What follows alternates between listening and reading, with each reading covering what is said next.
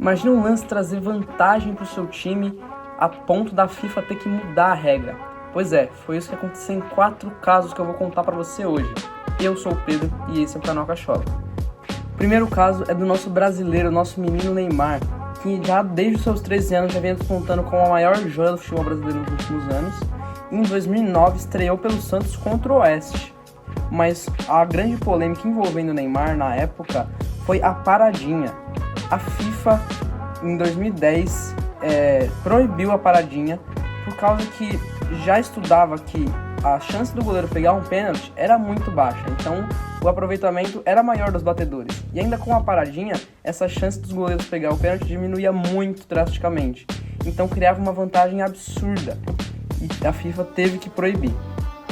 Segundo a própria FIFA, a regra diz: ameaçar durante a corrida para cobrar um pênalti para confundir o oponente é permitido, mas ameaçar chutar uma bola uma vez que o jogador completou a corrida é agora uma infração da lei número 14 e um ato antiesportivo, pelo qual o jogador deve ser punido. E os jogadores que fizerem isso na partida receberão cartão amarelo e a cobrança será anulada mesmo se tivesse sido convertida. Jogadores que abusavam muito dessa técnica era principalmente o Neymar e uma época o Ronaldo Fenômeno, enquanto jogava pelo Corinthians, chegou a utilizar a paradinha. E hoje em dia é considerado como antiesportivo, antiético e é punição. O próximo ato antiesportivo foi popularizado na Copa de 2022 pelo goleiro Dibu Martínez. Certo que o goleiro Redmayne da Austrália já tinha feito isso, mas foi popular pelo Dibu Martínez mesmo, que foi fazer catimba antes da cobrança do pênalti. Então ir lá falar com o cobrador, bater as mãos, tocar nas traves, ficar pulando em cima da linha. Isso hoje em dia é considerado antiesportivo. E eu acho uma palhaçada, porque os goleiros já estão em desvantagem na hora da cobrança do pênalti. E mais ainda, eles têm que utilizar os artefatos que eles podem. Eles têm que utilizar o psicológico para poder defender essa cobrança. Hoje em dia, o goleiro que faz isso antes da cobrança de pênalti recebe o cartão amarelo. E eu trouxe aqui algumas estatísticas do GE sobre essa regra no Brasileirão. Então, os pênaltis cobrados no Brasileirão de 2022 foram 417 cobranças de pênalti e 316 convertidas, 75% de aproveitamento. 101 cobranças perdidas, 76 defendidas, 13 na trave ou travessão e 12 para fora. Já na Série A de 2023, no período em que foi sancionada essa regra, entre aspas, as cobranças, os aproveitamentos foram muito diferentes. Foram 34 cobranças e 30 convertidas, 88% de aproveitamento, sendo delas 4 perdidas, 3 defendidas e 1 para fora. Um jogador que utilizava muito disso era o Cássio, de bater as mãos, de tocar nas traves, para fazer a mente do batedor. A gente tava com um cagaço, mano, de ir pros pênaltis. Porque a gente conversava, Não né? precisava, né? Tipo... Já via tipo o Cássio assim, né? Gigante. Mano, e um bagulho. E muitos goleiros são contra essa regra, como aponta o GE. Alguns goleiros preferiram não se pronunciar, mas os que se pronunciaram são contra. Por exemplo, o goleiro Everson, do Atlético Mineiro, é contra a regra. O Marcos Felipe preferiu não se manifestar, o goleiro do Bahia. O Rafael é contrário à regra. O João Carlos é contrário.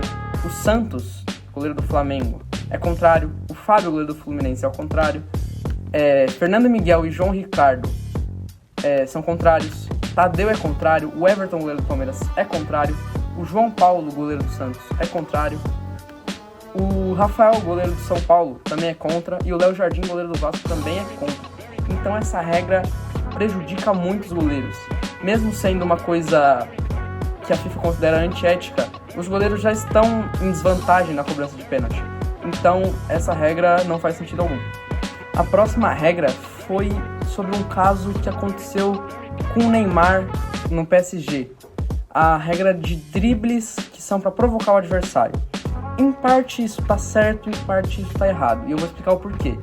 Nós brasileiros temos o costume do futebol arte. Ronaldinho, Falcão, o próprio Neymar. Então, quando você dá esse drible para provocar o adversário, a FIFA considera antiético e você é punido com cartão amarelo. Jogadores que faziam muito isso era o Edilson Capetinha, ex-jogador do Corinthians.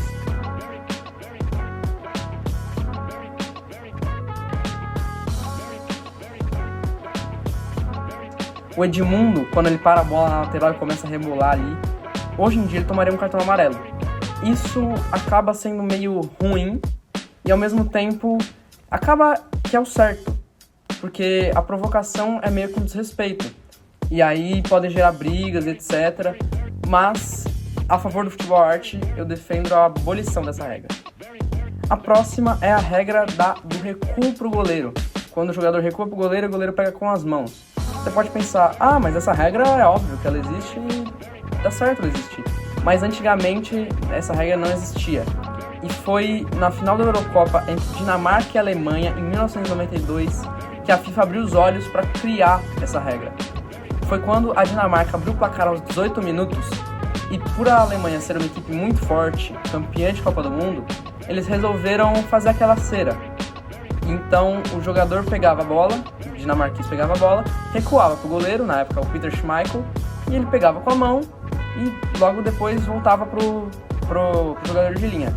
E ficou se repetindo isso durante os 90 minutos, uma coisa muito monótona, muito chata, que acabou sendo criada uma regra sobre esse ato. Se você for pesquisar jogos de antigamente, isso era comum, recuar a bola pro goleiro, fazer uma cera ali, mas nesse jogo foi tão discrepante que tiveram que criar essa regra. E você, sabe algum lance que originou uma regra no futebol? Me conta nos comentários e obrigado por assistir até aqui. Falou!